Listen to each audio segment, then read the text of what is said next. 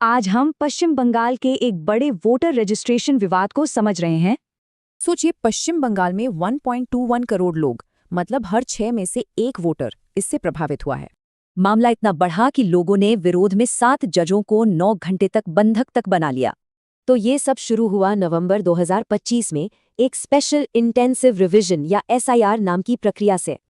और इस प्रोसेस के जरिए हैरान करने वाली बात यह है कि 61 लाख वोटर्स के नाम हटा दिए गए। यही नहीं, 60 लाख और वोटर्स को एक नई सस्पेक्ट यानी संदिग्ध कैटेगरी में डाल दिया गया। तो सवाल ये है कि ये फैसले ले कौन रहा था? कोई ऑफिसर नहीं, बल्कि एक सॉफ्टवेयर।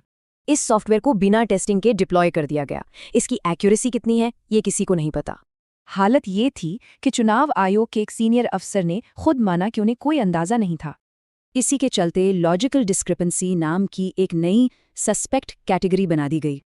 और दिलचस्प बात यह है कि 1952 से अब तक ऐसा कभी नहीं हुआ। ये सस्पेक्ट कैटेगरी पहली बार बनी है।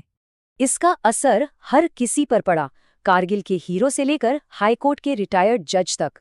अब जब पत्रकारों ने डेटा को खंगाला तो बहुत ही चौंकाने वाले पैटर्न सामने आए। जिन 10 जिलों में सबसे ज्यादा सस्पेक्ट वोटर थे, उनमें से 9 मुस्लिम बहुल जिले थे। और एक ही निर्वाचन क्षेत्र में देखिए, हिंदू बहुल बूथ पर 3% तो मुस्लिम बहुल बूथ पर 58% वोटर फ्लैग हुए। ये पैटर्न कई निर्वाचन क्षेत्रों में लगातार देखने को मिला जहां मुस्लिम आबादी ज्यादा है। और तो और कई आधिकारिक आदेश व्हाट्सएप पर दिए गए जो चुनाव आयोग के नियमों से अलग थे। यही नहीं, चुनाव आयोग ने डेटा को एक्सेस करना और उसका विश्लेषण करना भी बहुत मुश्किल बना दिया। तो ये मामला सिर्फ एक तकनीकी गड़बड़ी का नहीं है, ये हमारी लोकतांत्रिक प्रक्रिया की नींव पर सवाल है। अगर पश्चिम बंगाल के वोटर प्रभावित हुए हैं तो उनके लिए अपनी स्थिति जांचने और अपील करने का एक तरीका है।